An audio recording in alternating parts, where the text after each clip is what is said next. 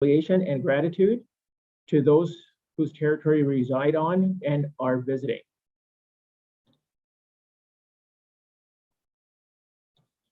So just to go over for everybody, please use your question and answer through the navigation. You'll see this screen. Press on the little button in the middle. And from there, you'll see this box. Type in your question and send it in, and we'll address it at the end. And you can do the question answer as we're moving forward. Right now, I'd like to provide an overall, picture of the RCMP in Alberta. RCMP detachments, 116 detachments within Alberta. We are divided into 4 districts. And then Central Alberta District, which Beaumont is in, consists of 24 detachments. So this is what the map looks like. And right in the center is Central Alberta District. It's one of the busiest districts in Alberta for the RCMP. So Central District Office supports the 24 detachments. We have our district officer there, assistant district officer, operations officer, and 5 district advisory NCOs, which assist in oversight of the detachments. And there's 5-6 detachments per each district advisory NCO. And also we have support units there, such as General Investigations Unit, Crime Reduction Unit, and 6 support staff. That's also assisting us. And I'll turn it over to Chief Superintendent Darcy Fleury, our district officer for Central Alberta District. Yeah, good evening, everybody, and thank you, Harp. Yeah, I'm really pleased to be able to come out and join the town hall tonight, and hopefully answer any questions that may come up from the community, and anything that you have of interest, and I can maybe help answer at the division and at the district and division levels, just as to how policing is being performed here in the province, and particularly within our area, and of course in your community. One of the things that these town halls are meant to do is really to get our fingers on the pulse of how we're doing, straight from the citizens of the communities, to say, look, this is what we like about the police, not so much what we don't like, and what we could do, to make things better. Because really, it's an opportunity for us to hear from everybody, to get some feedback and help us make sure that we're giving the best service possible to the communities. It's also a good measure for us to see how we're doing on the priorities that you have, because we all know there's federal priorities, there's provincial priorities, and of course, there's some community priorities. And that's what we really want to know is, are we meeting those expectations? Are we answering where you see as some of the policing issues in your community? So this is an opportunity for that to happen. So Harp will do his presentation. I'm really just, again, very pleased to be here and just want to see how things are going. But I'm also here to, we do have a couple of things on the go, as people know in the media right now. Big thing probably overall is the introduction of the Alberta provincial police, that transition that they're talking about. And of course, the RCMP, we are very proud of being in Alberta and want to continue to be the chosen police force in this province. So I can answer some questions on that if there are any. And most recently, of course, over the last week or so, is the ongoing situation in Ottawa with the convoy, and of course down here in Coots. We can answer some questions on that. Myself and Harp are not involved intricately with the planning of it, but we have continuously sent down resources to assist with that, and just trying to make sure that stays as very peaceful, what they're doing down there, and hopefully we can get that settled soon. So if there's questions on that, I can answer some. Maybe Harp can answer some, and anything related to the procedure. And so for the most part, I'm going to sit back and listen and see how things are going. And thank you very much for offering me the opportunity to be here.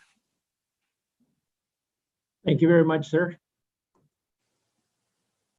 I'll just go over the composition of Beaumont Detachment. So we have a detachment commander supported by 2 supervisors, and then we have 10 constables and 1 community policing and victim services constable, 1 general investigation constable, and 5 support staff. I'll highlight the support staff. They've been doing a lot of administration work for our general duty members, where we can have our members on the road doing proactive policing. So Beaumont Detachment is an on-call detachment. So we do have 24-hour policing. There is 3 hours that we're on call. I won't mention those hours, but the reason I'm going to our operational communication center as well. So 24-hour policing is here, and once you do call 911, even if we're on call, our member operations support section in K Division will be risk managers to see if they're going to call somebody out for that call. And if it's person's crime, obviously somebody will be dispatched. And then we also have policy on the closest car response. So if it is a 911 call during the time that we're on call, we get a lot of assistance by Leduc RCMP, their 24-hour detachment. So if a member is called out, then we may come in right after when there's members already on scene from Leduc RCMP. And we do actually help each other out as well. We do only police the municipality of Beaumont, but we do assist Leduc RCMP also with priority calls if they're close to our vicinity here.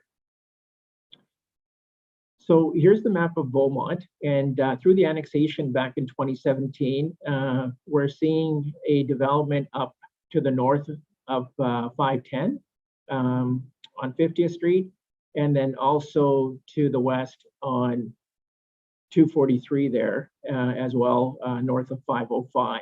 And so there is development coming up. There is some plans the city has for this area as well. Since we've annexed the land, we have been attending a few calls there. I wouldn't say that there's that much increase in call volume for that area. So within the last 5 years, this is the file count, the calls for service that we get over the years. I guess 2019 was quite high for us dealing with these calls.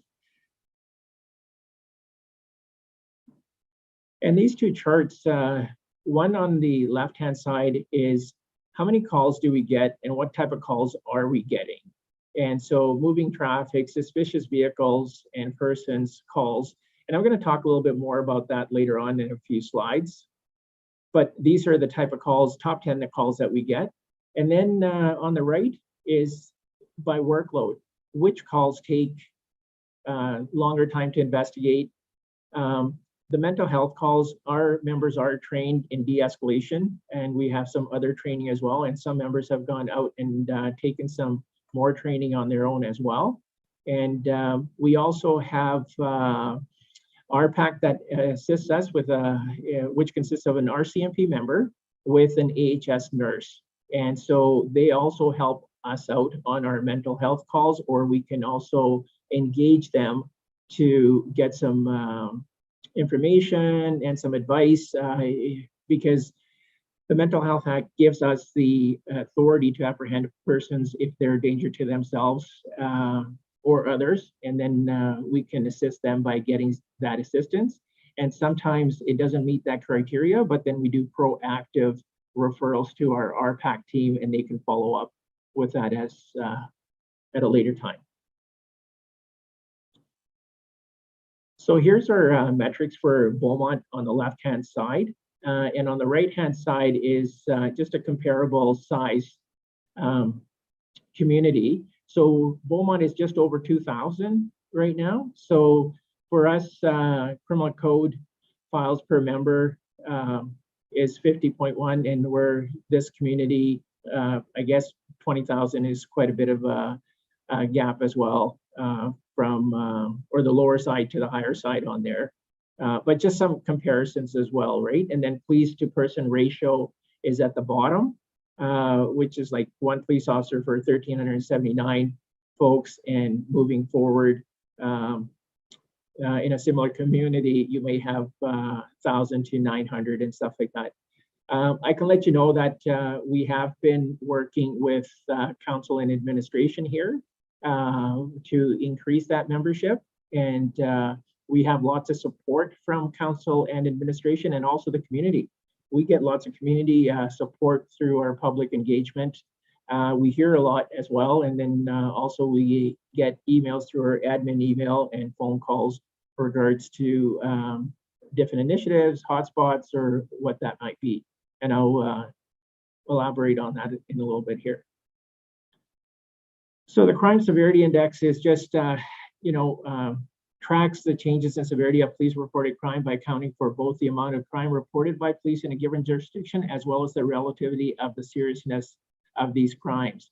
And sometimes in a smaller community, if you have one homicide, that can really change that number. So we have to be careful how we're looking at that number and how we come to that number.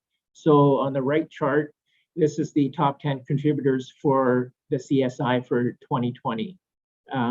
So, like I said, it all needs to be taken into perspective, what kind of calls there were. So if one serious call was here of a homicide, that would really skew the numbers there as well.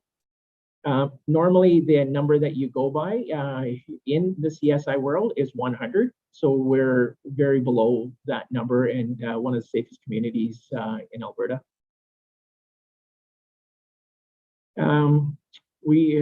For our policing priorities, crimes against persons, I just put up a chart here over the last few years. Last year was a very busy year for us as well. You can see even here for assaults, they had gone up, and also criminal harassment as well. And with the assistance of some support units that I'm going to be talking about here a little bit later, it's been very beneficial for the community to engage support units, which have helped us, and we've brought down the numbers as well. So for crimes against persons, we did do a virtual presentation in November, and it is on YouTube as well, and also on the Beaumont website, which I'll give you here in a little bit. But our partners for that was Leduc and Victim Services, Beaumont FCSS, K Division, Children and Family Services as well. But even now, like after we go through this town hall, if there's any questions, you can always send it to us through the email, which I'll provide, or give us a call as well. So our other priority is enhanced road safety. So just want to talk about mandatory alcohol screening. This came out in December of 2018. Anytime that you do get stopped by a police officer, for whatever reason it may be, they'll ask you or read you the demand for the mandatory alcohol screening. And as it says mandatory, it is mandatory to provide that. And then the province came in through the roadside immediate roadside sanctions, which we're using right now for impaired driving, the 72 hours and the 24 hours as well. And we're doing a lot of officer contacts. So through each month, we're probably over 500 contacts through different, initiatives. And that's also for education and enforcement. So it doesn't mean that if you're being stopped that there will be a violation ticket issued, but it's also the education piece that we're really looking at as well. And then impaired driving check stops were, we put those at random spots. And over the holidays, there was some increase in that. And we have a really good working relationship with the City of Beaumont community peace officers. There's a lot of communication that goes on weekly through the initiatives that and also hotspots that are reported by the community or identified by policing. And then automatic traffic enforcement is in Beaumont as well. Crime reduction. So for this, we're really involved in offender checks, and we work very closely with probation office. We have a member in our office and a support staff that on a weekly basis is updating who's in our community, who's new, who's off conditions, and if they are on conditions, we are checking them on a regular basis as well. And if we do have a new offender in our area, we do make an introduction, letting them know that, if they need any assistance from us, we're willing to help them as well. But at the same time, letting them know that we will be doing these proactive checks. And hotspots identified by the community and police. CEPTED strategies, crime prevention through environmental design. We actually have flyers up on the Beaumont website in regards to this. We have talked to the chamber representatives here as well, and the economic development folks in the city of Beaumont. And anytime there's a business starting up, or if they have any questions, they can also get a hold of us, and we can do an education piece there. And we also have Project Lockup. I don't have it written here, but if there is break and enters 3 to 4 times that keep happening in a residence or a business, we have Jennifer Key from our community services and crime reduction unit in Edmonton, and they'll come out and do a CPTED evaluation. It's a written report that you'll get. And also we have our Leduc Crime Watch folks that are trained on there as well, and we get lots of support from there. There is education through the weekly media releases that I do. They're posted in the newspaper and also on the website for the city of Beaumont. Crime mapping. If you haven't had a chance to look at our crime mapping, please visit the City of Beaumont website, linked to the RCMP. Under there, it's crime mapping, and it has property crimes that are listed in the area. It is a little bit behind, but it does give you an idea if there's been crime in your area. The reason I say that is if you know that you know your neighbors best and better than we do. So if something doesn't belong in your neighborhood, please give us a call. It is very important to make that phone call. And we're also doing bike patrols and foot patrols through the parks, trails, and the downtown area. It's been very good for us for engaging the community, but also letting our offenders know and clients know that, you know, the police just doesn't drive around in their police cars. We do actually check the area that we're policing if it's foot or bike as well.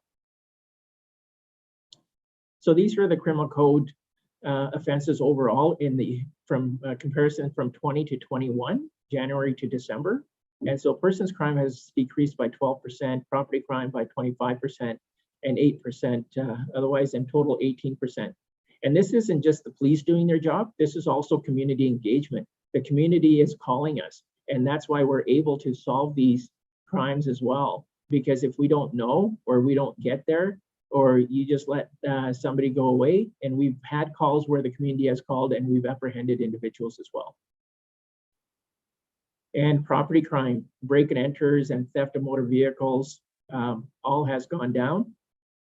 Regards to property crime and theft of motor vehicle, right now we have, and it is on the website as well, on the City of Beaumont website, Operation Cold Start, where we have our members in the morning driving around proactively, looking at vehicles that are left unattended, that are running, and that's more for an education piece. Also, the other thing is I want to remind the community is that if you do have a push start vehicle, if it is unlocked, it can be driven away. The fob doesn't need to be there. The fob only needs to be there to start the vehicle. So please be careful of that. And like I said, if you see our members out there early in the morning, that's Operation Cold Start. So moving forward on how you can help guide the policing in our community. And this is where I keep saying, call in suspicious activity. You know what, if a person's there for a legitimate reason, they'll will identify that, but engage your neighbors. If you're away, let them know that, you know, nobody should be at your residence, and they can call the police as well, and we'll come and check it out. Stay informed by visiting rcmp.ca and also the Beaumont website there with a link to the RCMP. So the City of Beaumont website is linked to the RCMP with crime prevention tips, weekly media releases, council reports, and also to the RCMP crime mapping. And I really wanted to highlight this. This is out of our statistics that we presented before, and suspicious persons vehicle property. So these numbers are for the last 5 years. So currently last year in 2021, it was 174. And as you see here from 200, and kind of slowly went down. Yes, we are a safe community, but to keep it safe, we need these numbers to be higher. There's a lot involved when we get a phone call from our community members. So we have our divisional analyst, we have a district analyst. So every call that is looked at, even if it's a suspicious vehicle, I always give the example of, let's say there's a black pickup truck with a red maple leaf on the back, and you reported that, but there was no incident. That's a great call, because if that is notified somewhere else, then our analysts will say, actually, that was reported in Red Deer or in Drayton Valley, and there was break and enters, and it was linked to that vehicle. So the linkages are very important for us, and that's why we encourage folks to call. And that's why I always say the best way to assist policing operations is call in anytime and all suspicious activity. Because, and please don't think of it that you're bothering the police. It's our job, because we want to know what is happening in your community. And if you feel uneasy, then please make that phone call and we will get back to you. It's very important. If anybody hasn't gotten back to you, it's our policy, but it's the right thing to do. We will give you a call and update you on the file on what happened. So a little bit more. So what we did here last year was bike patrols during the Beaumont Blues and Roots Festival, Family Violence Prevention Month, that presentation that we did, Movie in the Park. One of our corporals started a boxing program at the youth center, which had to be put on hold right now. And then during Beaumont Days, we had a TP set up with elders to engage the community. It was very well received in the community, and folks got to see inside as well, but also the education piece. It was, and then we had one of our members in red serge there as well. Stuff the Cruiser happened here in December, and foot patrols is very important for us. So if you are seeing our members on foot patrols, please engage them, ask questions. And during our foot patrols, we do like doing those with our community peace officers, because you may have a question, you know, that they can answer that we may not know there as well. So our fiscal year, excuse me, our fiscal year is coming up here. March 31st is the end of our fiscal year. And so normally what we've done with our community advisory committee is a survey. So we're not doing a survey this year, because in the survey, it's very restricted sometimes as well, where we're giving you the option on what do you think the priorities are, here's your options. So what I've done this year, and you'll see it in the paper coming out on Wednesday or on Friday as well, is that I'd like you to think about what the priorities are, give us your 3 top priorities, and also make any comments, good or bad, however it may be. And because we need to know, you know, if we're not providing the service to the community that we should be, we need to know that. And, you know, we don't take offense to that. We want to actually develop from there and do better. So I provide the email address here. So please email that before March 1st, because from all the emails, we'll collate the, tally the priorities, and then we'll be presenting that to our community advisory committee as well. I'll speak a little bit on the community advisory committee as well. We have, I believe there's going to be something in the paper in July. We'll be looking for new membership for that committee as well. So if you are interested, you can always email us at the admin email, or just give us a call at 780-929-7410 to ask for more information. And I'll be happy to speak to you regards to that. So that is my presentation. That was an overview. And so we'll go to questions. I'll turn it over to Jacqueline, and I will remind everybody to use their Q&A button to ask those questions. Jacqueline, do you have anybody online there? I'm just waiting for any questions to come here, and we'll just give it a minute.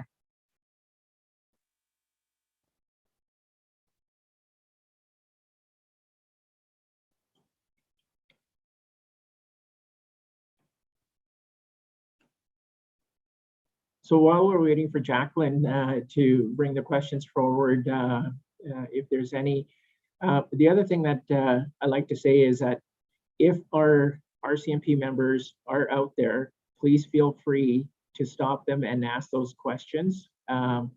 Engagement is very important to us. You'll see that as we move forward, we are working very closely with the city of Beaumont events department. So anytime that we get a permit issued or anything, that does come through me.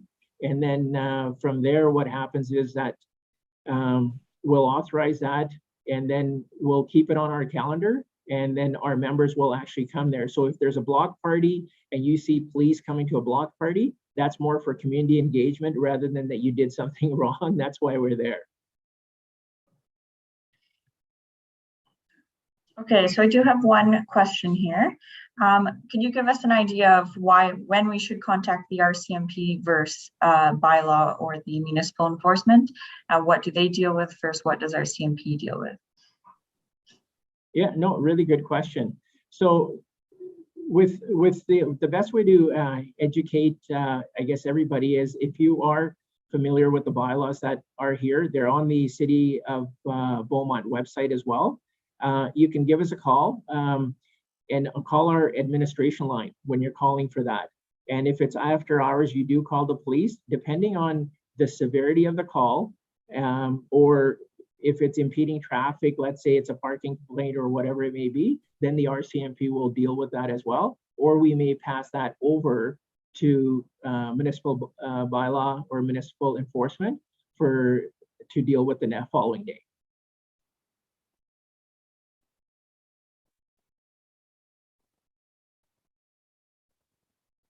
Thank you. Camille, I see you have your hand up if you would like to go ahead and ask a question. Thank you. I wasn't able to find your question item on the site. So I just wanted to understand to know what is going to be required so that Beaumont has a 24-hour police presence or police service in our community. And the second one was you commented about looking at increasing the ratio of RCMP officers to residents. How is that managed? Because we have low crime statistics, so does that mean that we have to be similar to other communities? How can that be managed? Thank you. Okay, sir, thank you very much. Very good question. In regards to the 24-hour policing, and we have brought that up at my committee of the whole presentation in November, and that presentation is also online. But I had presented and requested 2 members moving forward. Right now, the numbers to do the 24-hour policing, so it's always going to be a staggered approach. So if we get 1 member or 2 members, then that'll help us move it forward. Then what happens also there is that we have to make sure that in our organizational chart, through our operational strategy branch, when we start adding RCMP members to an organizational chart, it also bumps that organizational chart into more supervision.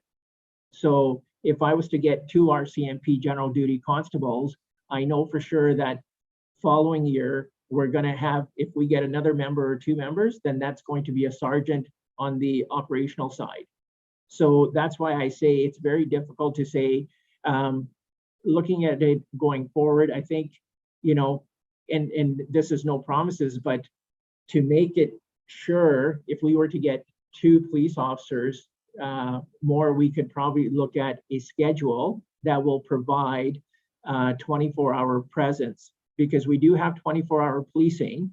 That's why I wanted to make sure that I articulated that even when we're on call, you're going to get the same service. So if there is a 911 call, that service is coming either from Leduc or a surrounding detachment.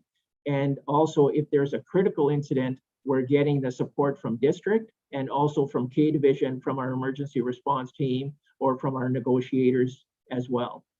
So the second portion of your question, sir, regards to the ratio, as we start adding general duty members or members overall into the organizational chart, that ratio will change.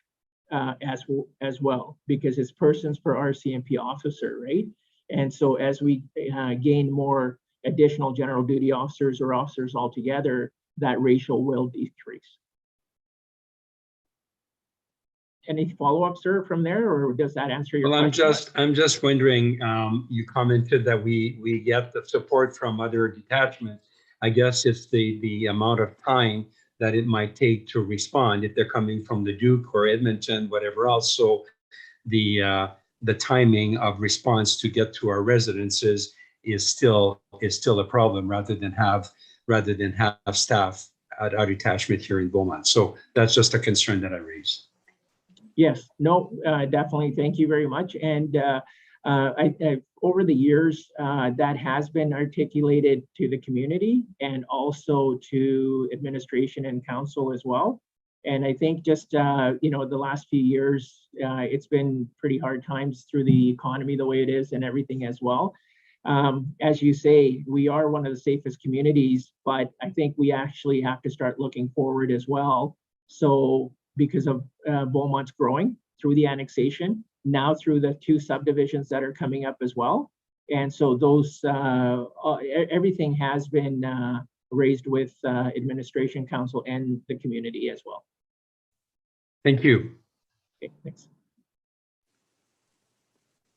All right, another question here. What would be the response if there is a blockade around the city that limits the movement of residents with everything going on right now, as there has been chatter about these bear hugs? Oh, okay. Thank you very much for that. Yeah, so when something like that happens, so it's more than and bigger than just Beaumont detachment. And that's why I talk about Central Alberta District with the support there. And then we also have our DEOC operations at K Division.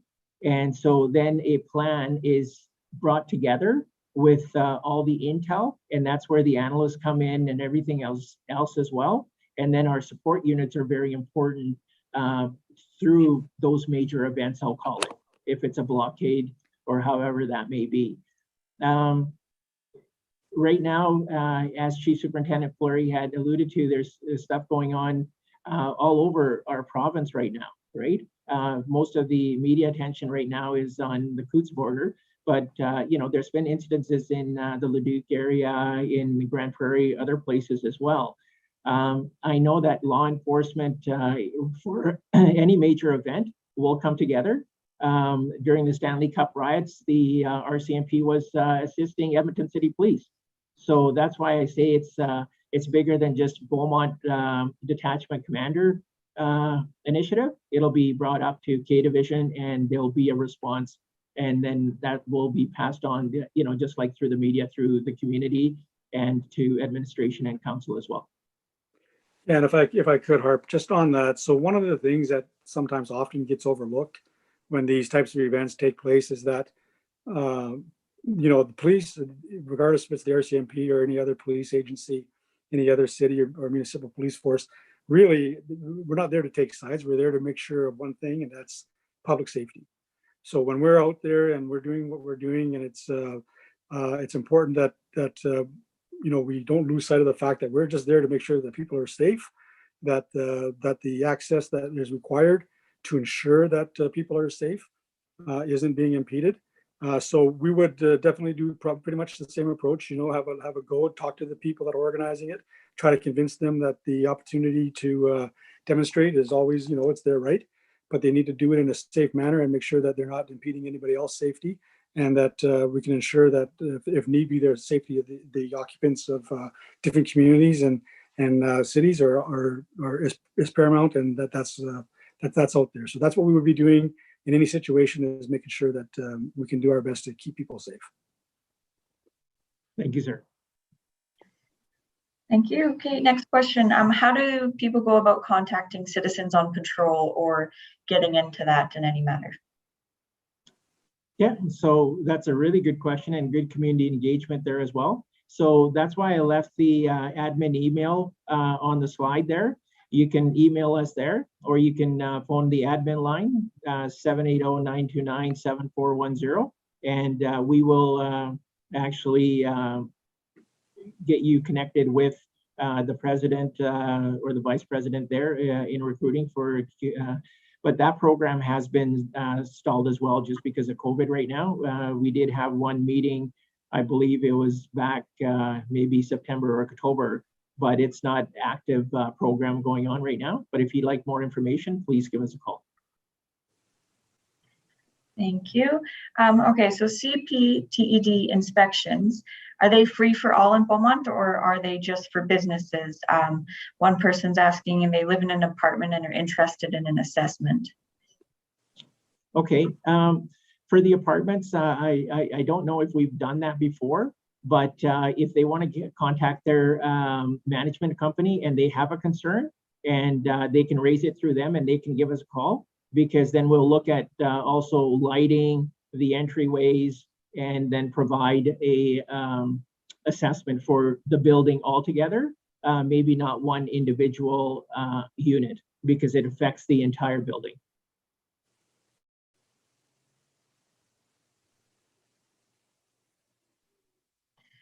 Great, thank you. And if anyone else has any more questions, I'm pretty caught up here. Anything else needs to be brought forward?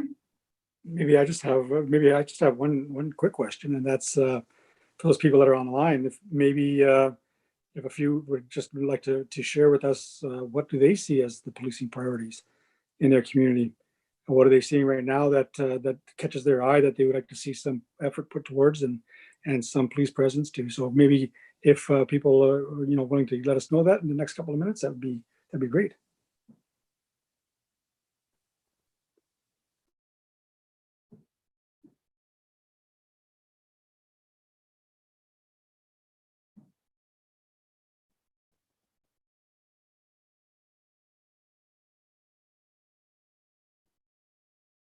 Okay, Jacqueline, if there's no further questions, I would like to reiterate to the community that you can please contact us anytime through the email that is provided on the screen, or through our admin phone number, as I've said. I'd like to thank the City of Beaumont Communications Department for putting this town hall on for us. They always do an amazing job.